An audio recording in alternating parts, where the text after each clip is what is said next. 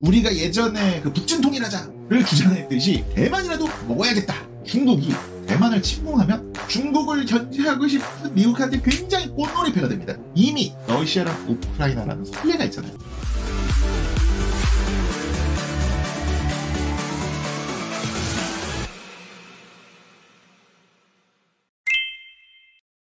먼저 대만 지도를 한번 보시죠. 이 타이완 섬의 크기가요, 우리나라 경상도 수준이라고 합니다. 그러니까 경상남북도, 부산, 울산, 대구 합친 그 경상도 있죠. 그러니까 우리나라의 한 3분의 1 정도, 남한 면적의 한 3분의 1 정도고요. 인구는 2,300만 명이에요. 그러니까는 경상도 인구가 한 1,200만에서 1,300만 왔다 갔다 하거든요. 인구는 우리나라 절반 수준이고요. 그리고 면적은 남한만 봤을 때도 3분의 1 수준이니까 우리나라랑 체급 차이가 조금 나기는 나죠. 중국이랑 제가 한번 비교를 해볼게요. 면적은요, 중국과 비교하면은 300분의 1 수준입니다. 인구는요, 14억 명 대 2,300만 명. 60분의 1 수준입니다. 그런데 이렇게 작은 섬나라인 대만이 왜 이렇게 중국과 동북아시아에서 중요한 이슈냐를 지금부터 한번 이야기를 해보려고 해요.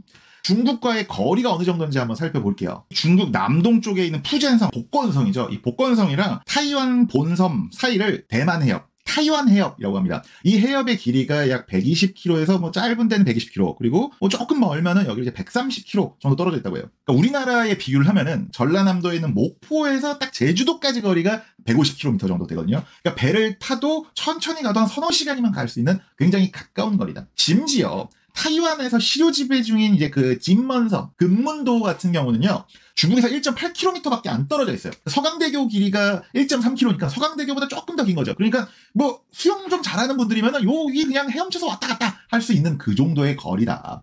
이렇게 이제 지리적으로 가깝다 보니까 중국과 대만의 관계를 양안 관계라고 합니다. 강 양쪽에 있는 언덕만큼 가깝다라고 해서 양안 관계라고 하는 거죠. 아까 잠깐 그 금문도, 진먼섬 얘기 나왔으니까 잠깐 그 얘기 하고 넘어갈게요. 우리나라로 치면은요, 북한 바로 옆에 있는 연평도 같은 섬이라고 보시면 돼요. 그러니까 중국 바로 앞마당에 있는 섬이다라고 하는 건데, 이 근처에 이제 마조도, 마주섬까지 합쳐서 뭐 진마지구, 뭐 금마지구라고 불리는데, 뭐 이제 금문섬만 집중해서 이야기를 하자면, 중국이랑 대만이 1950년대까지는 국지전이 발생을 했다라고 합니다. 중국이 1958년에요. 금문도에 한 달 넘게 포격을 해요. 그게 이제 진먼 포격전 또는 금문도 포격전이라고 하는데, 포격이 어느 정도로 심했냐? 중국 포격 때문에 이 금문도 높이가 해발 고도가 2m가 낮아졌다라는 얘기까지 있습니다. 그렇게 엄청나게 날아온 폭탄이 너무너무 많아서 지금도 그 폭탄을 녹여 만든 칼이 이 금문도, 진먼섬의 기념품이 되고 있습니다. 또 다른 썰은요, 이제 금문도의 가장 유명한, 뭐 대만에서 가장 유명한 술인 금문고량주예요. 폭탄을 하도 맞으니까 이 진먼섬에 있는 대만 병사들이 제정신으로 버티겠습니까? 그래서 다른 술보다 독했던 금문도에 나는 금문고량주를 찾으면서 지금은 대만의 국민술이 되었다라는 썰이 전해지죠. 이렇게 100km에서 한 200km 정도 떨어진 중국과 타이완, 역사적으로 봤을 때는 사실상 거의 남남처럼 지내왔다고 생각을 하시면 돼요. 뭐 4,000년, 5,000년의 역사를 보면은. 이게 참 재밌고 흥미로운 건데, 그러니까 그만큼 중국 역사에서요, 바다가 그렇게 중요하게 여겨지지 않았다라는 것을 보여주는 게 아닐까라고 저는 생각이 듭니다. 선사시대부터 이 타이완 섬에 거주했던 타이완 원주민 자체가 중국계, 그러니까 한족이 아니라요, 동남아계예요. 특히나 이제 동남아시아계 하면은 이제 그 인도 차이나 반도 쪽이랑 그 섬나라, 인도네시아, 말레이시아 섬나라 쪽이랑 어족이, 인종이 또 다르잖아요. 이 타이완 원주민들이 말레이시아, 인도네시아 섬나라에 지금 살고 있는 오스트라네시아계 사람들입니다. 그러니까 언어학적으로 찾아가 보면은 이 타이완 섬 자체가 그 오스트로네시아, 그러니까 말레이시아, 인도네시아 사람들의 고향이라고 합니다.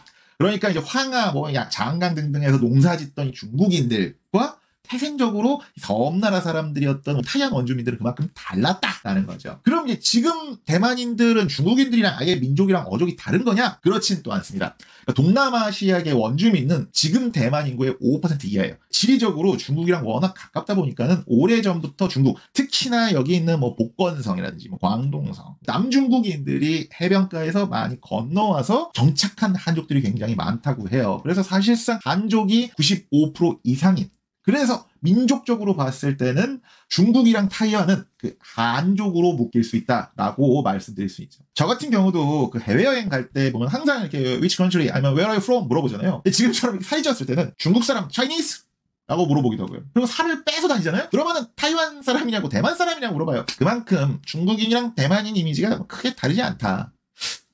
내가 이 얘기를 왜 했지? 뭔 개소리야! 그러면 타이완 섬이 언제부터 이 세계사 아니면 중국사에 본격적으로 등장하느냐? 바로 대항해 시대부터입니다. 신기하죠? 크리스토퍼 콜럼버스가 아메리카 대륙을 발견하기 2년 전인 1590년 포르투갈 선단이 대만 타이완 섬에 도착을 해서 잠시 거주를 해요. 그리고 여기 이 섬을 일하 포르모사, 그러니까 굉장히 아름다운 섬이라고 부르면서 서양 세계에 처음으로 소개를 하고요. 그리고 1626년에는요 스페인이 또 타이완 섬 남부에 요새를 건설하고 또 산살바도르, 구세주의 섬이라고 이름을 붙이면서 여기를 식민화하려고 해요. 그러니까 엘살바도르 수도가 산살바도르인데 워낙 이제 구세주라는 게 살바도르라서 여기저기 많이 이게 중남미에 많이 들어가는 지명입니다. 근데 문제는요.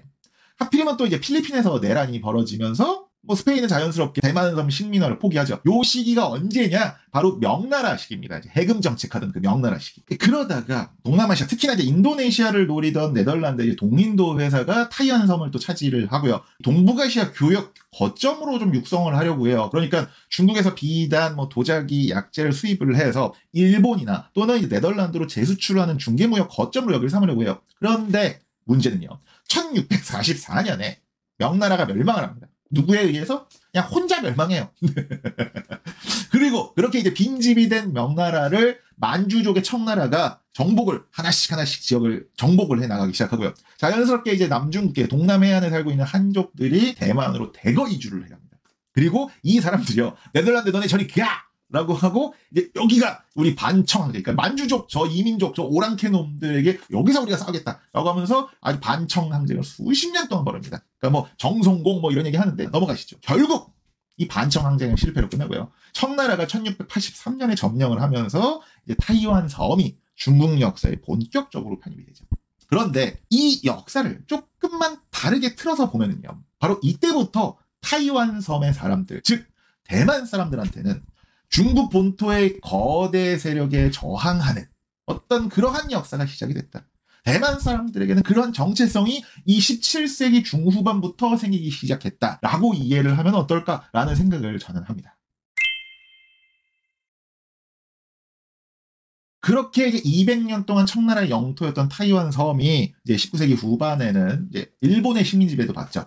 우리나라의 동학농민운동이 1894년에 일어났죠. 그리고 이 동학농민운동 때문에 청나라 군대도 오고 일본 군대도 오고 그렇게 돼서 생긴 전쟁이 바로 청일전쟁이죠. 그 청일전쟁에서 청나라가 집니다. 그렇게 1895년에 체결된 시모노세키 조약에서 이 타이완 섬이 일본의 하향이 돼요. 그러니까 우리나라보다 조선 대한제국보다 타이완 섬이 식민화된 게 한 15년 정도 더 일찍인 거죠. 그리고 1945년 8월에 일본이 패망하면서 이 타이완 섬은요, 중국 국민당 정부의 양도가 됩니다. 여기서 이제 우리가 대만을 이해할 때 반드시 알아야 하는 단어가 있습니다. 바로 본성인과 외성인이에요. 잘 모르시는 분들은요, 본성인, 외성인 들어는 봤어. 그런데 본성인이 이제 그 동남아시아계 그 원주민 아니야? 외성인이 한족계에서 이주한 사람 아니야?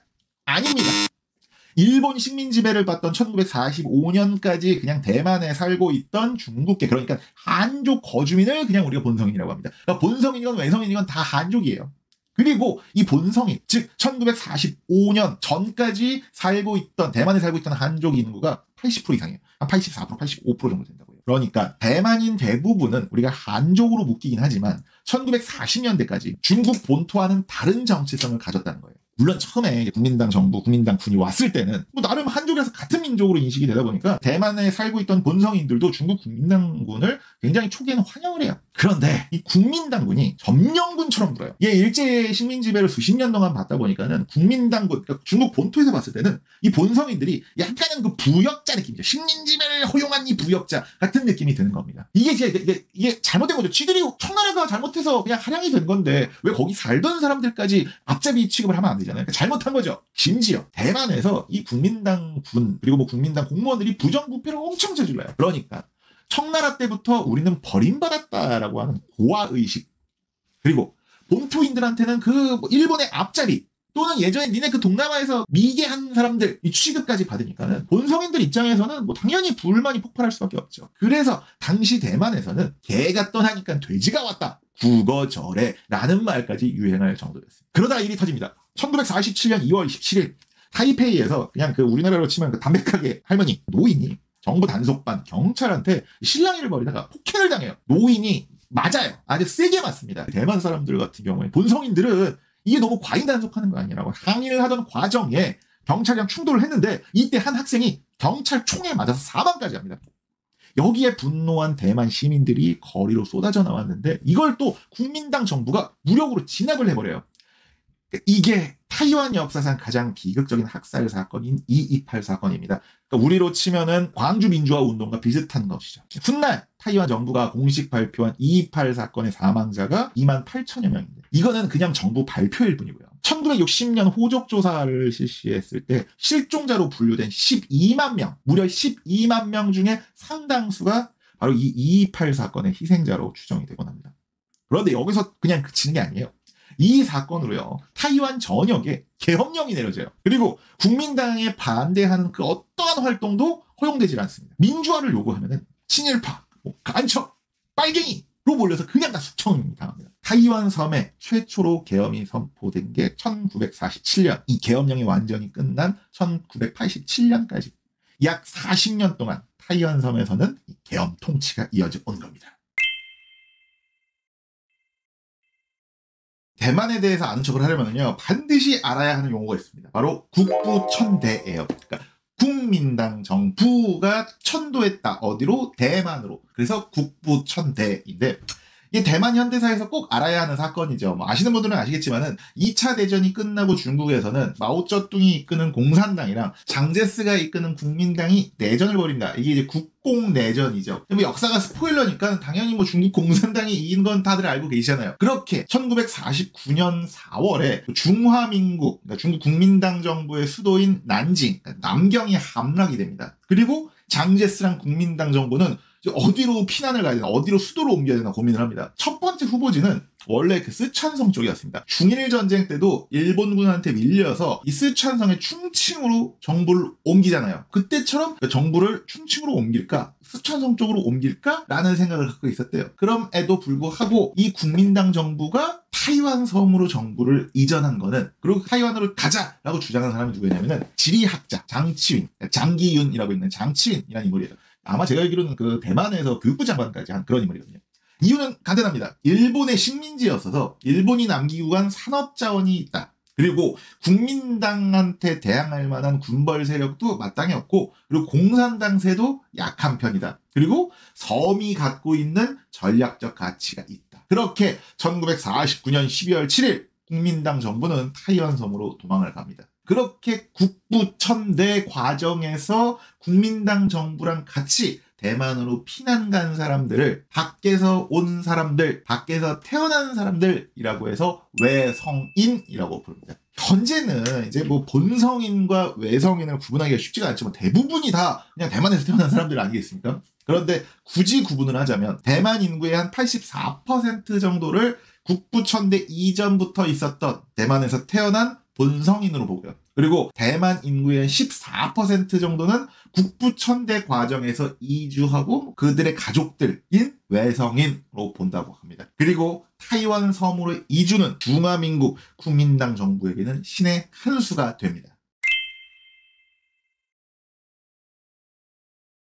지금부터는 중국의 지정학을 한번 이야기를 해보도록 하겠습니다. 중국! 한족으로 특정을 하죠. 한족의 역사에서 통일의 영역은요, 기본적으로 황하랑 장강역이에요. 한족은 농경민족이잖아요. 그러다 보니까는 황하랑 장강 정도만 차지하면은 그냥 통일이었어요. 굳이 여기서 추가를 하면은 서역과의 무역로인역이 간수성 서 있는 거 있죠. 비단길 정도만 차지하면은 기본적으로 통일했다, 통일왕조다라고 봅니다.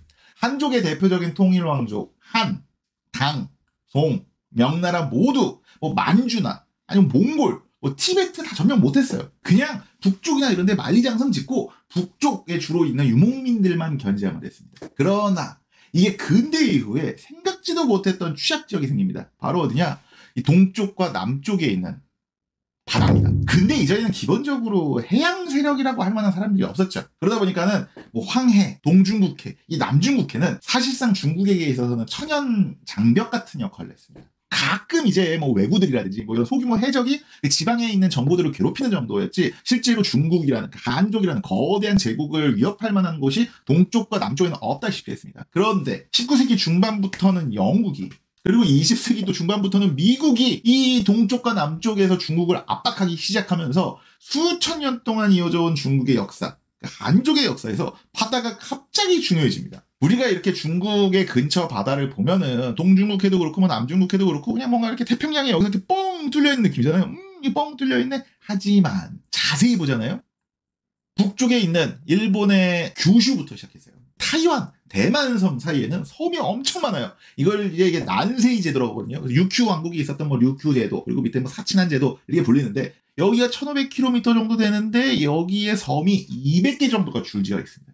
그러니까 중국의 동쪽 바다를 보면은 한국, 그리고 일본의 섬들, 그리고 이렇게 대만으로 포위가 된 형국입니다. 중국한테 대만은 미국한테 단순히 쿠바 수준이 아니에요. 러시아한테 우크라이나 같은 느낌인 겁니다.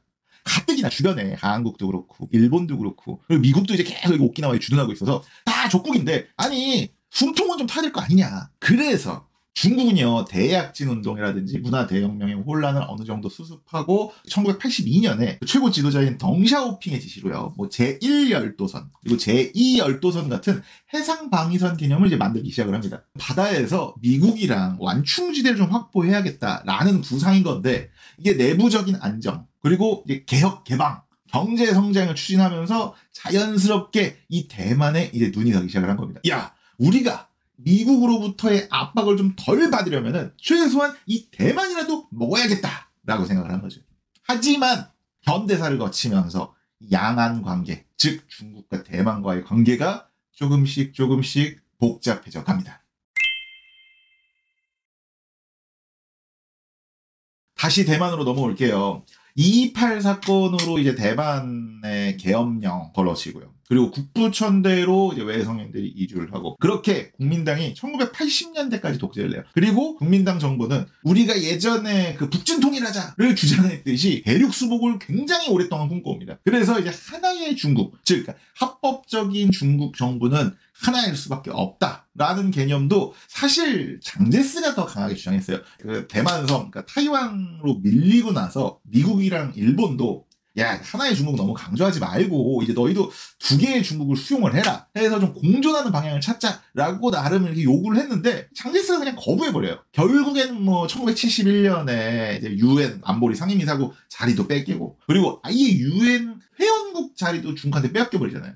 이게 뭐 자진탈퇴하곤 하지만 사실상 강퇴당한 거나 마찬가지죠. 이렇게 나름 대만과 중국이 1970년대까지는 굉장히 적대적이고 하나의 중국을 서로 으르렁거렸어요. 근데 이렇게 적대적이던 대만의 국민당 그리고 뭐 중국의 공산당이 1980년대 말부터 묘하게 분위기가 바뀌어요. 대만에서 이제 계엄령이 철폐된 게 1987년인데 이때 대만 정부가 자기 국민들한테 이 중국으로, 그러니까 중국 본토를 방문할 수 있도록 허락해줘요. 1988년에 중국은요, 대만에 투자하는 걸 좀 촉진시키겠다 그래갖고 22개 조항인가 뭐 발표까지 해요.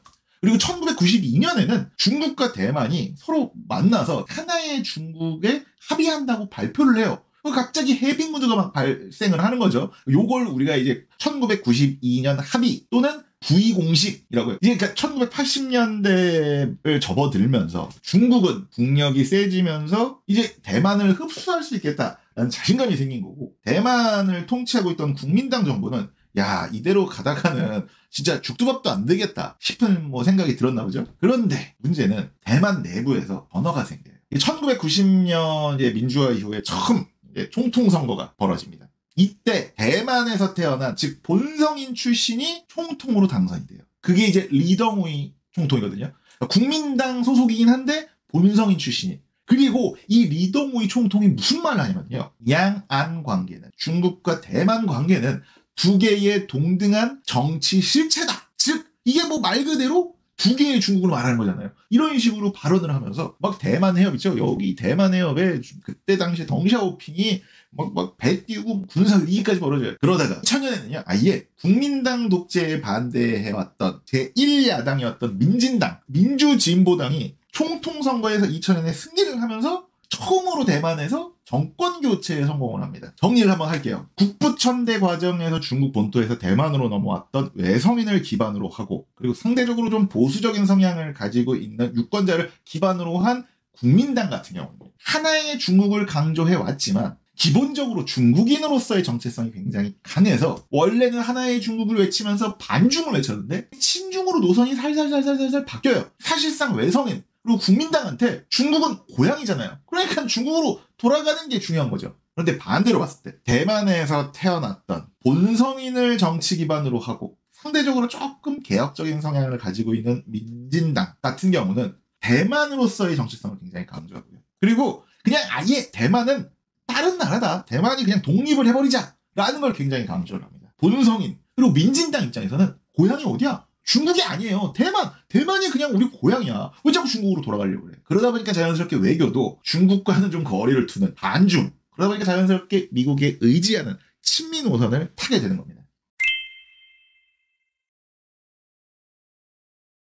지금부터는 이제 대만 총통선거, 대만 대선 이야기를 한번 할 텐데, 대만 대선은 그렇게 이야기를 해요. 그러니까 8년에 한 번씩 정권이 교체됐다. 그런데 다시 잘 보면은요, 민주화 이후에, 그러니까 1990년에 당선된 첫 총통은 국민당 소속이긴 하지만 본성인 출신이에요. 그 이후에 국민당은 홍콩인가 어디서 태어났던 마인주 총통이 재선했던 8년을 빼고는 계속 져요. 천수이벤 총통도 그렇고. 이번에 당선된 라이칭더 당선자도 1959년에 타이베이에서 태어난 본성인 출신의 민진당 소속의 당선자입니다. 지금 제3지대 후보로 나와가지고 26% 정도의 득표율을 기록했던 커원저 후보도요. 이제 2등, 3등이다 보니까 국민당이랑 이제 단일화를 시도하긴 했지만 기본적으로 의견은 대만과 중국은 별개의 국가다라는 의견을 가집니다. 그러니까 인구학적으로 보면은 국민당이 분리해질 수밖에 없는 구조예요. 그러니까 지금 계속 태어나는 대만 사람들은 거의 대부분 대만에서 태어났을 거 아니에요. 그리고 대만인으로서의 정체성을 갖고 자라왔어요. 1980년대, 1970년대, 90년대생들은 자기 부모님들도 대부분 본성인일 거고 자기도 대만에서 태어나고 그냥 자기는 중국인이 아니야, 난 대만인이야 라고 자랐을 거 아니에요. 우리나라도 마찬가지죠. 우리나라도 전쟁 이후에 태어난 사람들이 늘어나면서 그리고 아예 전쟁을 겪지 않은 사람들이 이제 정치권으로 진출을 하면서 북한과 통일할 필요가 없다라는 여론이 굉장히 높아지는 거랑 비슷한 논리다라고 생각하시면 될 것 같습니다. 그런데 이런 상황은 말이죠. 중국을 견제하고 싶은 미국한테 굉장히 꽃놀이패가 됩니다. 중국이 한참 성장을 하던 1970년대 같은 경우는 미국이 대만을 버리고 중국이랑 수교를 하죠. 1979년에. 그리고 전 세계가 이제 대만을 버릴 때 태평양에 있는 국가들, 중남미에 있는 작은 국가들을 통해서 야, 니들은 조금 수교를 대만이랑 계속 해줬으면 좋겠어 라고 해서 수교국을 좀 유지하는 정도였습니다. 그런데 중국이 G2 초강대국 중에 하나로 부상을 하면서 이 중국을 바다에서 포위할 수 있는 대만의 몸값이 이게 갑자기 높아질 수밖에 없는 거죠.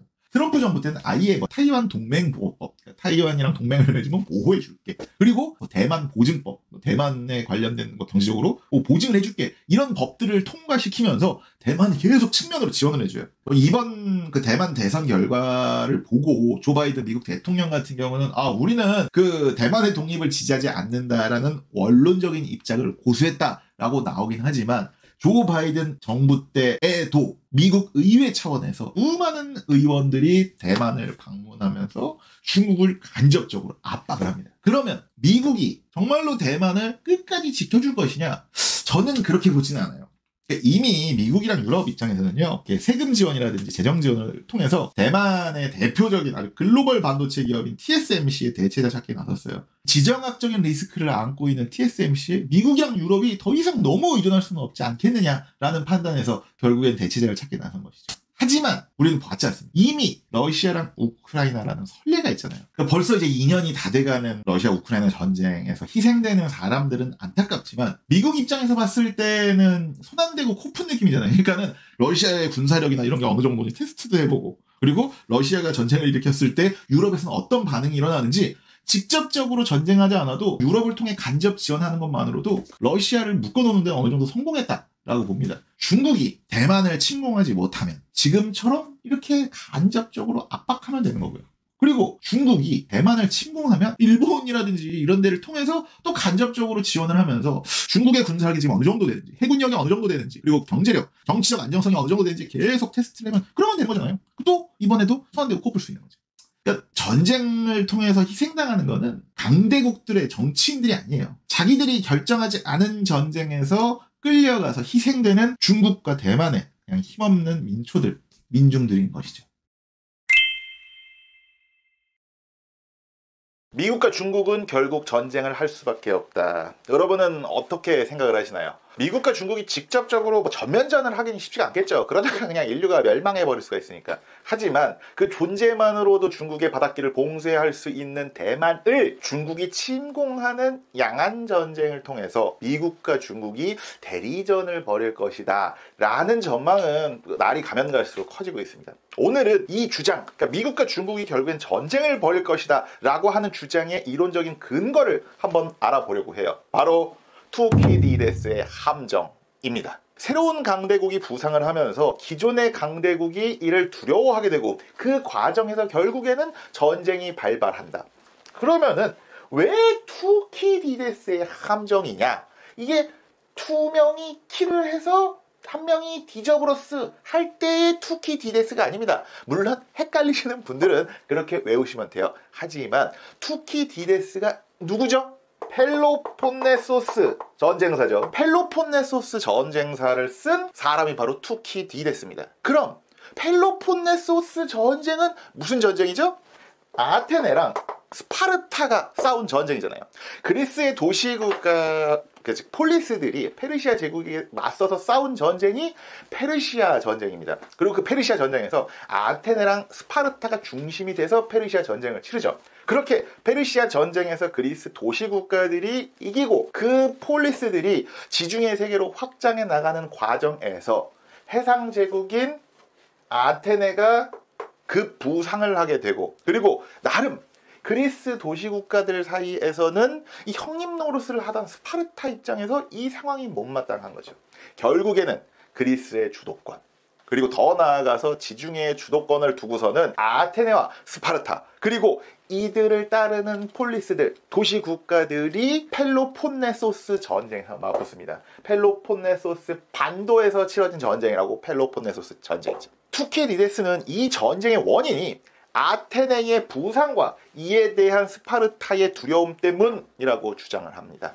그래서 국제 질서에서 신흥 강대국이 부상 등장을 하고 기존 강대국의 영향력이 약화될 때 두 세력 사이의 패권 교체, 세력 교체 등등은 전쟁을 포함한 충돌이 수반될 수밖에 없다라는 뜻의 투키디데스의 함정이라는 용어가 생겨난 겁니다.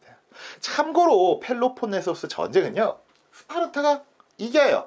하지만 전쟁을 통해 얻은 영향력도, 전쟁 때문에 생긴 혼란도 제대로 관리하지 못하면서 이 스파르타는 자멸하고 말고요. 그리고 나중에 테베로 세력이 교체가 되는데 결국에는 그냥 이 그리스 도시국가들 자체가 펠로폰네소스 전쟁 때문에 같이 몰락하게 되면서 그리스 도시국가들이 무시하던 북쪽의 변방국가인 마케도니아에 의해 다 점령당하고 말죠. 2500년 전의 전쟁이지만 2500년 후에 지금에 주는 시사점도 굉장히 크다라고 생각을 합니다. 그런데 흥미로운 거는요, 이 펠로폰네소스 전쟁이 2500년 전의 일인데 이 투키디데스의 함정이라는 용어는요 생겨난 지 얼마 안 됐어요. 그러니까 엄청 오래된 용어는 아니에요. 물론 국제정치에선 당연히 세력 전위 이론이라든지 또는 패권 안정 이론 등등의 이론은 있었죠. 하지만 이 투키디데스의 함정이라는 용어는 21세기에 만들어집니다. 그게 누구냐?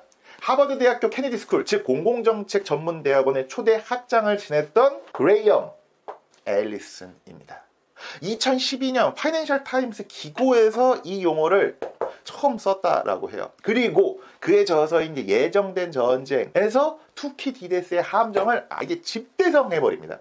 그러니까 지난 500년 동안 투키디데스의 함정은 무려 16차례나 벌어졌다. 그 중에 4차례를 뺀 12차례는 전면전, 즉 전쟁으로 이어졌다라고 하는 겁니다. 15세기 말에 포르투갈과 스페인의 대항해 시대, 그리고 16, 17세기 합스부르크 제국과 오스만 제국의 동유럽, 지중해 쟁탈전, 17세기 말에 네덜란드와 영국의 재해권 다툼, 중국과 러시아를 상대로 청일전쟁이랑 러일전쟁을 일으킨 일본, 1, 2차 세계대전을 일으킨 독일, 태평양 전쟁을 일으킨 일본, 미소 냉전체제가 모두 이 투키디데스의 함정이라고 주장을 합니다. 이 그레이엄 앨리슨이요, 예정된 전쟁에서 경제적으로 미국만큼 덩치가 커진 중국의 도전, 그리고 헤게모니를 포기할 수 없는 미국, 두 거대 국가를 이끄는 지도자들도 위대한 국가를 외치는 상황에서 17번째 투키디데스의 함정, 17번째 전면전의 위험은 더욱더 심각해졌다라고 이야기를 합니다. 국제 질서에서 신흥 강대국이 등장을 하고 그리고 기존 강대국의 영향력이 약화될 때 두 세력 사이의 패권 교체, 세력 교체는 전쟁을 포함한 충돌이 수반된다.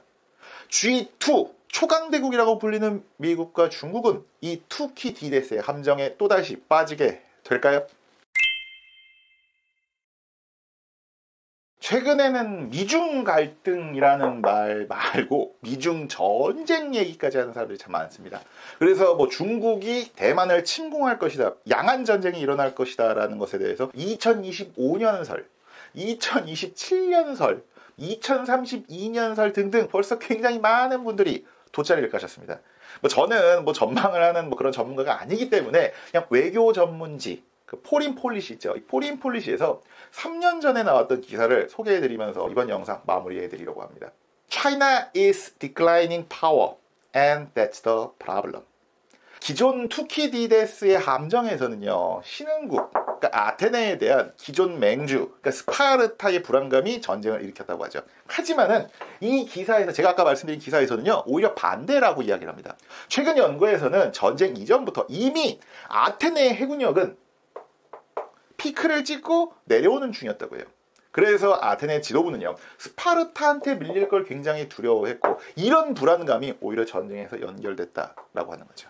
보통 강대국은 힘이 한창 팽창할 때는 오히려 관대하고 자신감 있는 대외 정책을 보인다고 해요. 하지만 강대국이 피크를 찍고 퇴조하고 있을 때 문제가 생긴다고 합니다. 가장 대표적인 예가 1939년의 독일, 그리고 1941년의 일본이죠. 그럼 2023년에 중국은 어떨까요? 경제 성장률부터 실업률, 심지어는 출산율까지 아주 급격하게 하락하고 있습니다. 그래서 외부에 대한 공격성도 굉장히 강해지고 무역 갈등도 심해지고요. 내부적으로 봤을 때도 독재라든지 각종 내부 프로파간다, 내부 단속도 강화되고 있습니다. 중국의 부상과 미국의 불안감이 전쟁을 초래하는 게 아니라 오히려 퇴조하는 중국의 불안감이 전쟁을 만들 수 있다라고 지적을 하는 거죠. 저도 처음에는요, 이게 투키디데스의 함정, 그러니까 중국이 부상하고 미국이 불안해져서 전쟁이 일어날 거다라는 전제 자체가 일어나기 힘들 거라고 저는 봤거든요. 그런데 반대로 생각하니까 굉장히 타당한 지적이라고 생각이 듭니다. 그레이엄 앨리스는요, 저서 예정된 전쟁에서 전쟁의 운명을 거스르기 위해서는 역사의 포물선을 변경하는 담대한 용기가 필요하다라고 이야기를 합니다. 즉, 전쟁을 예방하고자 특정한 개인 또는 집단 지성이 영향력을 행사해야 한다라고 말을 하는 거죠. 15세기 말 전 세계의 바닷길, 백길을 두고 스페인과 포르투갈이 전쟁의 위기를 겪습니다. 하지만 스페인 출신의 교황이죠. 그 알렉산데르 6세의 중재로 토르데시아스 조약을 맺으면서 전쟁 위기에서 벗어납니다. 물론 스페인 출신이라서 포르투갈이 좀 억울한 조약이긴 해요. 아무튼 미중 전쟁, 양안 전쟁이 벌어지면 우리나라도 큰일 날 수밖에 없죠. 미국의 중국 방어선의 대만, 일본, 그리고 대한민국은 그냥 세트 메뉴라고 볼 수가 있어요.